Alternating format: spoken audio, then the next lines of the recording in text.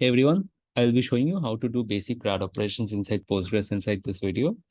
To start off, we'll create a small table, create table students, and we'll put an ID. Let's make this varchar 20, name varchar, let's say 50. To see this table, we can use the command /d students. It'll show you the description of that specific table. To see all available tables, you can do just /d. It will show you all of the existing tables which are there. Let's create another table called teachers. Now to see both tables, again /d, and you can see both tables over here.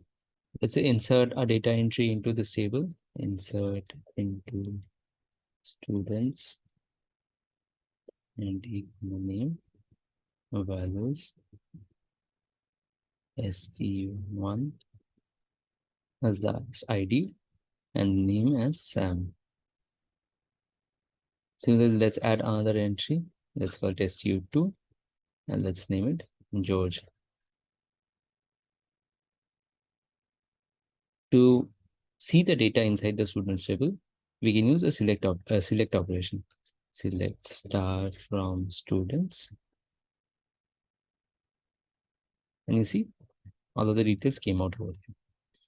To delete an entry, we can use delete from students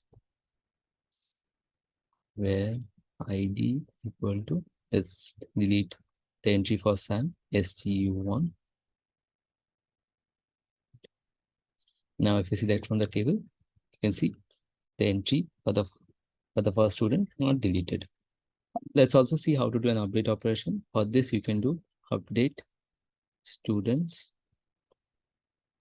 set name equal to Jack where ID equal to stu2.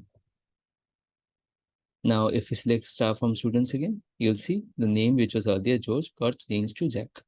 This is how you can do basic CRUD operations inside Postgres. Thank you.